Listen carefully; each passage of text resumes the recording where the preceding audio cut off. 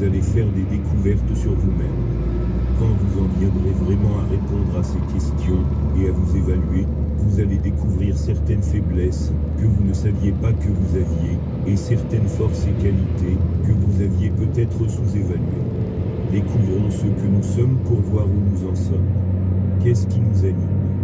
Pourquoi les gens nous aiment-ils? Pourquoi ne nous aiment-ils pas? Je pourrais venir m'asseoir à côté de chacun d'entre vous.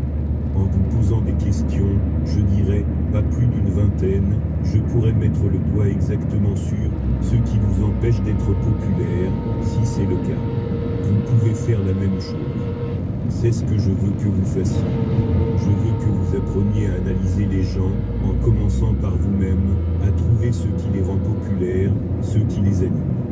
Quand vous saurez faire ça, vous aurez l'un des plus grands atouts que vous puissiez imaginer. Maintenant, vous avez du travail à faire avec cette leçon, et je veux que vous trouviez de la joie et du plaisir à le faire, et que vous appreniez beaucoup de choses sur vous-même. Chapitre 7. Leadership et initiative. Je dois vous raconter quelque chose qui est arrivé samedi dernier. Je suis allé à l'agence de voyage pour faire changer mon billet et pouvoir revenir lundi au lieu de dimanche. Quand je suis entré, le directeur de l'agence m'a pris la main. Il s'est présenté et a commencé à me faire l'éloge de réfléchissez et devenez riche. Peu après, alors qu'il me tenait toujours la main, un homme est entré, un de ses amis qui avait quelque chose à voir avec une des compagnies aériennes. En entendant le nom Napoléon Hill, il m'a pris l'autre main et a commencé à me faire l'éloge de réfléchissez et devenez riche.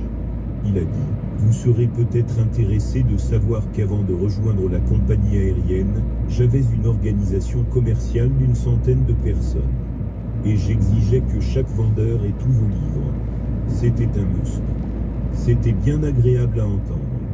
En sortant, je suis tombé sur deux jeunes femmes très jolies qui distribuaient de la littérature électorale. Alors que je passais près d'elles, l'une d'elles a dit « Vous êtes Napoléon Hill ?»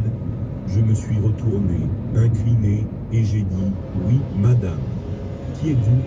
J'étais à un club de femmes, il y a environ 2 ans, quand vous avez prononcé un discours, et, là, c'est ma cousine. Nos deux maris réussissent très bien maintenant, du fait qu'ils ont lu vos livres. Je suis allé prendre ma voiture, et un policier était en train de me rédiger une contravention. J'avais bien mis une pièce, pensant que 12 minutes seraient amplement suffisantes, mais avec toutes ces conversations sympathiques, j'avais pris bien plus de temps. Lorsque je suis arrivé à ma voiture, ce policier était en train